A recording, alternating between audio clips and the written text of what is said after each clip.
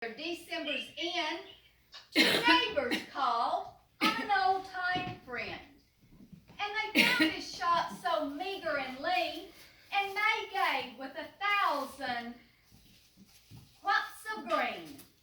And Conrad was sitting with face ashine when he suddenly stopped as he twitched a twine and said, "Oh, friends, at dawn today, when the cock was crowing the night away, the Lord appeared to me in a dream and said, 'I'm coming, your guest to be.' So I've been busy with feet astir, strewing my shop with branches of fir. The table is spread and the kettle is shined, and over the rafters is the holly twined. And now I'll wait for my Lord to appear and listen closely, so I will hear his step as he nears my humble place. And I open the door and look on his face." So his friends went home and left Conrad alone, for this was the happiest day he had known. For long since his family had passed away, and Conrad had spent many a sad Christmas day. But he knew, with the Lord as his Christmas guest, this Christmas would be the dearest and best.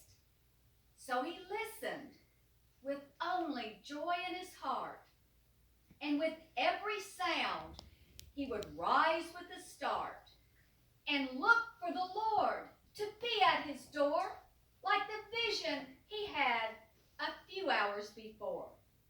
So he ran to the window after hearing a sound, but all he could see on the snow-covered ground was a shabby beggar with shoes that were torn, and all of his clothes were ragged and worn.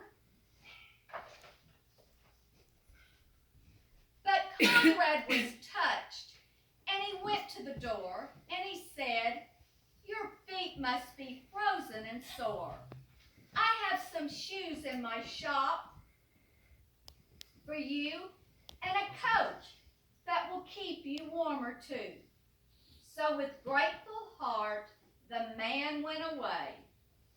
But Conrad noticed the time of day. He wondered what made the Lord so late, and how much longer he'd have to wait. He heard a knock, and he ran to the door. But it was only a stranger once more, a bent old lady with a shawl on her back and a bundle of kindling piled on her back. She asked for only a place to rest, but that was reserved for Conrad's great guest. But her voice seemed to plead, "Don't send me away. Let me rest for a while on Christmas Day." So Conrad brewed her a steaming cup and told her to sit at the table and sup. But after she left, he was filled with dismay, for he saw that the hours were slipping away, and the Lord hadn't come as he said he would, and Conrad felt sure he had misunderstood. But when out of the stillness he heard a cry. He heard a cry. "Please help me and tell me, where am I?" So again he opened his friendly door and stood disappointed as twice before. It was only a child who had wandered away and was lost from his family on Christmas Day. Again Conrad's heart was very heavy and sad, but he knew he should take the little boy glad. So he called him in and wiped his tears and quieted all of his childish fears. back to his home once more.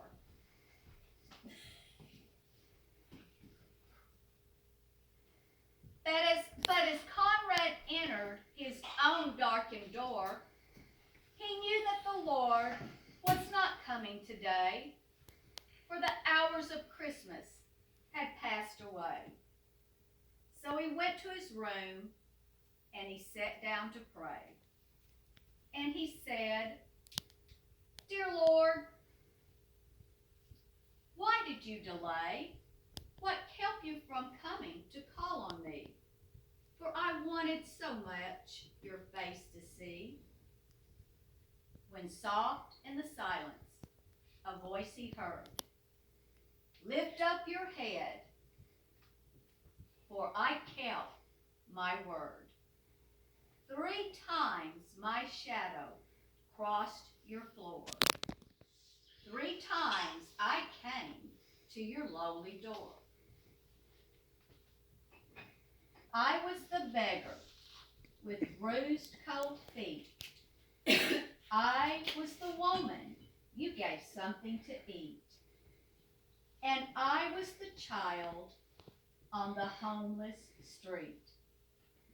3 times I knocked, 3 times I came in, and each time I found the warmth of a friend. Of all the gifts, love is the best. Conrad, I was honored to be your Christmas guest."